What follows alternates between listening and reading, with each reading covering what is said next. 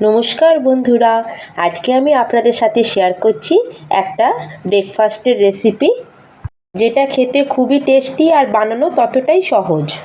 যদি আপনারা ভাত আর রুটি খেতে খেতে বোর হয়ে যান, তবে আপনারা এইভাবে একবার ট্রাই করে দেখতে পারেন।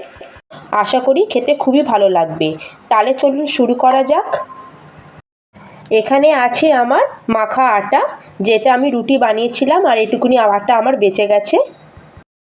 এই আটাটার মধ্যে আমরা একটু সামান্য আরও শুকনো আটা দিয়ে এটাকে আরেকটু ভালো করে মেখে নেব। নর্মালি আমরা যে রুটি করি তার আটা একটু সফট রাখি, কিন্তু এইটার জন্য আমাদের আটাটা একটু টাইট থাকতে হবে। তার জন্য আমি একটু শুকনো আটা নিয়ে এটাকে ভালো করে মেখে নিয়েছি। যেমন আমরা রুটির জন্য লেচি কাটি, ঠিক ওর থেকে একটু বড় সাইজের আমাদের লেচি কেটে নিতে হবে। আর এই দেখুন, আমি এরকম করে লেচি কেটে নিয়েছি।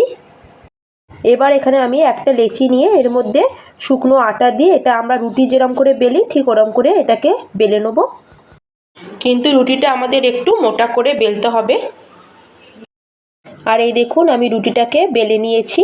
এবার এখানে নিয়েছি একটা চাকু, বা আপনারা কোনো পিৎজা কাটারও নিতে পারেন। এবার আমি একটা চাকু দিয়ে হালকা হালকা করে সাইডের পার্টগুলোকে কেটে এটাকে বাদ দিয়ে দিচ্ছি। তাতে আমাদের ব্রেকফাস্টটা বানানোর জন্য যে কাটিং করব, তাতে আমাদের সুবিধা হবে বানাতে। আর এইভাবে আমি চারদিক থেকে চাকু দিয়ে কেটে বাদ দিয়ে দিয়েছি পার্টটাকে। আবার আমি এই স্কোয়ার মতো পার্টটাকে আবার 3 ভাগে এরম লম্বা লম্বা করে ভাগ করে নিচ্ছি। অন্যদিকেও আমি ঠিক একইভাবে এভাবে ছুরি দিয়ে কেটে নিলাম।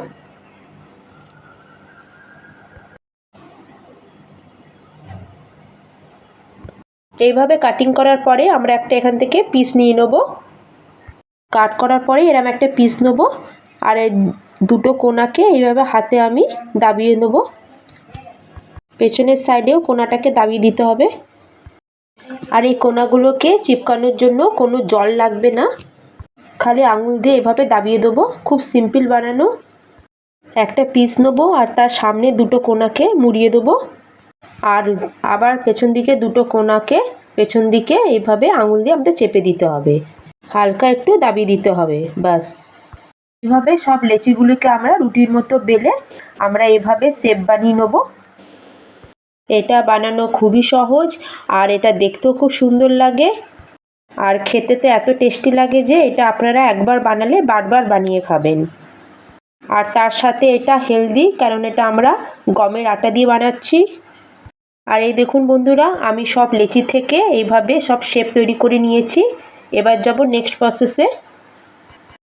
এখানে আমি গ্যাসে কড়াইতে জল গরম হতে রেখে দিয়েছি। এখানে আমি 3 থেকে 4 গ্লাস জল দিয়েছি, আর এখানে দেবো সামান্য একটু অয়েল, আর এর মধ্যে দিয়ে দেবো 1 চামচ মতো নুন। জলটা আমার ভালো মতো গরম হয়ে গেছে। এবার যে আমরা শেপগুলো বানিয়ে রেখেছিলাম নাস্তা বানানোর জন্য, এবার একে একে আমি সব আস্তে আস্তে জলের মধ্যে দিয়ে দেবো। আমরা এখানে 1 থেকে 2 চামচ মতো অয়েল দিয়েছিলাম, এটা আপনারা অবশ্যই দেবেন, তাহলে একসাথে চিপকাবে না। এবার এখানে আমরা গ্যাসের ফ্লেমটাকে মিডিয়াম টু হাইতে রাখবো, আর মিডিয়াম টু হাই ফ্লেমে আমরা 5 থেকে 6 মিনিট এটাকে বয়েল হতে দেবো। আর 5 থেকে 6 মিনিট পর দেখবেন এগুলো পুরো ভেসে উপরে জলের উপরে উঠে এসেছে, তার মানে বুঝবেন এগুলো আমাদের একদম রেডি হয়ে গেছে। এবার এগুলোকে আমরা বার করে নেব। এগুলোকে বেশি বয়েল করব না, নাহলে এগুলো ভিজে ভিজে মতো থাকবে। যখনই এটা জলের উপরে ভেসে উঠবে তখনই আমরা এটা ছান্তা দিয়ে জলটাকে ছেঁকে আমরা এটা বার করে নেব। আর এটাকে আমরা পুরো বার করে একটা প্লেটের মধ্যে নিয়ে কিছুক্ষণ এটা ফ্যানের নিচে রেখে দেবো। এই জলটা একটা বাটিতে আমি ঢেলে রেখে দিচ্ছি, এটাকে ফেলবো না, এটা আমরা পরে ব্যবহার করব। আর এই দেখুন বন্ধুরা, এটা যে বয়েল করার পরে এটাকে আমি একটু ঠান্ডা হওয়ার জন্য পাখার নিচে রেখে দেবো। এবার আমি গ্যাসে একটা কড়াই বসিয়ে নিয়েছি। কড়াইটা গরম হলে তাতে দিয়ে দিয়েছি 2 চামচ মতো তেল। আর তেলটা ভালো মতো গরম হয়ে গেলে এর মধ্যে দিয়ে দেবো 1/2 চামচ মতো গোটা জিরে। জিরেটা একটু ভাজা ভাজা হলেই এর মধ্যে আমি দিয়ে দেবো আদা রসুন গ্রেট করে রেখেছিলাম সেটা। আদা রসুনটাকে একটু হালকা আমি একটু ফ্রাই করে নেব। আদা রসুনটা আমার কিছুটা ফ্রাই হয়ে গেছে। এবার এখানে আমি 2খানা পেঁয়াজ ছোট ছোট করে কুচিয়ে রেখেছিলাম, এটাও দিয়ে দিলাম। এটাকেও এবার ভালো করে আমি একটু ভেজে নেব। আর এখানে আমাদের আদা রসুন আর পেঁয়াজটাকে বেশি গোল্ডেন হওয়া পর্যন্ত ফ্রাই করব না, পেঁয়াজের কালারটা হালকা চেঞ্জ হলেই এর মধ্যে আমি অ্যাড করে দিচ্ছি হাফ চামচ মতো কাশ্মীরি লঙ্কা পাউডার। এটা দেওয়ার জন্য আমাদের নাস্তার খুব সুন্দর একটা কালার আসবে। এবার গ্যাসের ফ্লেমটাকে আমরা একদম লোতে রাখবো। আর এখানে দিয়ে দেবো আমি হাফ চামচ মতো হলুদ পাউডার। হলুদটাকেও একটু মিক্স করে নেবো। আর এবার এর মধ্যে আমি দিয়ে দেবো দুটো টমেটো কুচি। এখানে আমি দুটো মিডিয়াম সাইজের টমেটো নিয়েছি, এটাকেও ভালো করে মিশিয়ে নেবো। আর এখানে আমি দিয়ে দেবো হাফ চামচ মতো নুন। এবার সব কিছুকে আমরা ভালো করে মিক্স করে নেব। 2 থেকে 3 মিনিট পর দেখুন টমেটোটা অনেকটা নরম হয়ে গেছে। এবার আমি এখানে অ্যাড করে দিচ্ছি ক্যাপসিকাম আর গাজরকে। এখানে আপনারা আপনাদের পছন্দ মতো সবজি অ্যাড করতে পারেন। আমার কাছে গাজর আর সিমলা মির্চি ছিল, আমি সেটাই অ্যাড করলাম। এবার সব কিছুকে ভালোভাবে আমি একসাথে মিক্স করে নেব। এটা আমার ভালো মতো মিক্স হয়ে গেছে। এবার এখানে আমি একটা ম্যাগি মশলার প্যাকেট পুরো অ্যাড করে দিলাম। এখানে আমি ম্যাগি মশলা অ্যাড করলাম, আপনাদের কাছে যদি পাস্তা মশলা থাকে তাহলে আপনারা সেটাও দিতে পারেন। এটাকে ভালো করে সব কিছু আমি মিক্স করে নেব। এবার আমি এখানে অ্যাড করে দিচ্ছি হাফ কাপ মতো জল।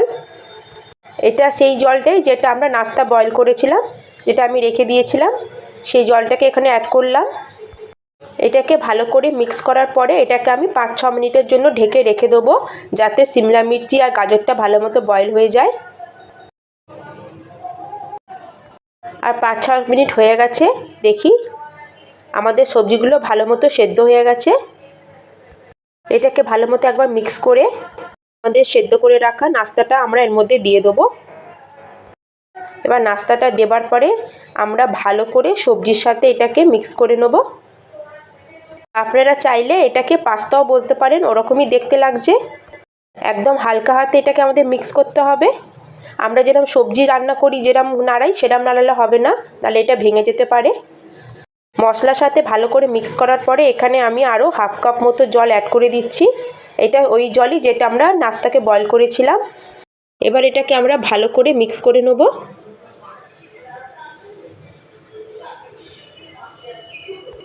আমি এখানে কাঁচা লঙ্কা কুচিয়ে রেখেছিলাম, এটা উপর থেকে দিয়ে দিলাম।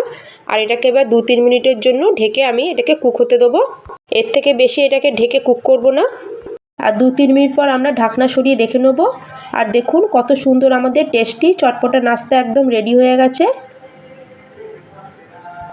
এবার গ্যাসের ফ্লেমটাকে অফ করে দেবো আর এটাকে সার্ভ করে নেব। তাহলে বন্ধুরা, আপনাদের কেমন লাগলো আজকের এই চটপটা নাস্তার রেসিপিটা আমাকে অবশ্যই কমেন্ট করে জানাবেন। আর যদি ভালো লাগে তবে অবশ্যই লাইক করবেন এবং আমার চ্যানেলকে সাবস্ক্রাইব করতে একটুও ভুলবেন না।